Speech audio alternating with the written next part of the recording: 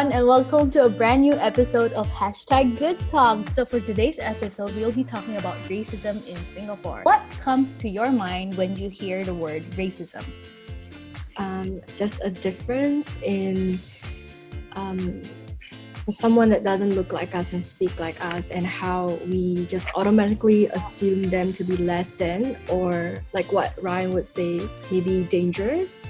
Racism means unfair distribution of services, not free services are and rights. Rights.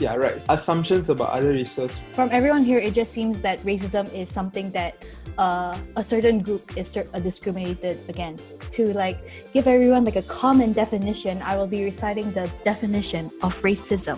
So, racism is a belief or doctrine that inherent differences among the various human racial groups determine cultural/individual achievement, usually involving the ideas that one's own race is superior and has the right to dominate others, or that a particular racial group is inferior to others. The next question is, you know how the Singaporean pledge we have, regardless of race, language, or religion. In your opinion, do you think there's ever any kind of true racial harmony in Singapore? Okay, there actually is it's not that totally isn't. I'm not gonna lie, but there's a lot of racial harmony, but then there's this small group that there is no racial harmony. They choose to assume, they choose to just be racist. Yeah, I think I would agree. Among my own friends, most of them are very welcoming. They don't really discriminate just because I'm a Filipino. I think there's just this small, teeny group of ignorant people that will try and use all your differences to poke fun of you or try to get a reaction. So I remember there was this one time I think it was in secondary school. You know how in Singapore, many of our overseas foreign workers who are maids are Filipino. So there's this one time, you know how we used to have a duty roster for cleaning the class? So someone was like, hey, you Filipino, how about you clean the class for us? Wow. I was not gonna lie, when I heard that, I was just and I just really didn't know how to react. And no one in my class also knew how to react, kind of thing, because it's a very common thing for people to say. In HDB flats, I think there's a certain quota of how many people in a certain race actually live in the HDB flat.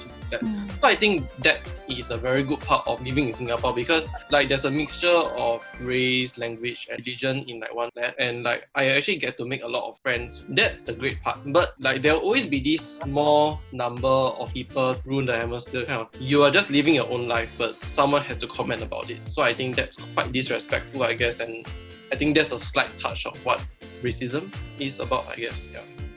Not to say that we are a racist society, but I would more so put it that, are we being tolerant to each other, or are we embracing each other? Because there's a difference in both.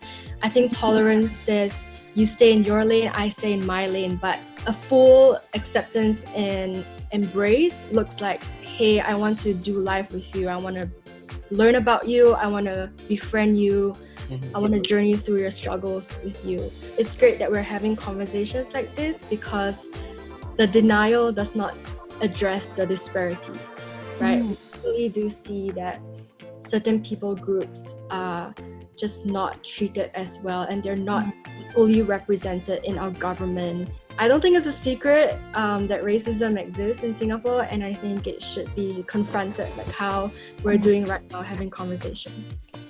Yeah, I agree with the part where you said about tolerance. I do feel like Singapore is more tolerant to the citizens here, rather than really trying to understand and get to know each other better. Speaking of that, have you guys ever had any experiences with racism?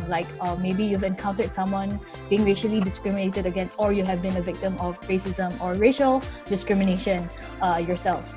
Fortunately for me, unlike some of my other friends of the same race, I haven't really experienced much racism. But the thing is, you have to understand that there are many people out there who actually bear the brunt of it. I know there's two sides to every story, but I don't know if you all saw, it was trending about how I think an Indian man was looking for a house to rent, but the house owner said, sorry, we not accepting Indians. Wow. It's a bit ridiculous. A lot of other things, the Apu Nana is the most ridiculous one in my opinion. I don't get it. I really don't get it. What's the point? You get what I mean? Yeah, I think from what Rishi says, it seems like not everyone has the same experience with racism or racial discrimination. I mean, even though we're the same race or like we're all human, right? We all still experience discrimination differently. So some people may not be able to see. I think that's one of the reasons why some people choose not to like understand or choose not to see the wrong in their actions because they feel like, oh, because you faced it doesn't mean they faced it. So that means I can still do what I do. From what we've discussed, it seems that we as individuals, we have to do the unlearning ourselves, but also we have to look at our own systems. Through this, it's safe to say that I think we can end our episode right here. Yeah. Actually, no, I don't want to end the episode here yet.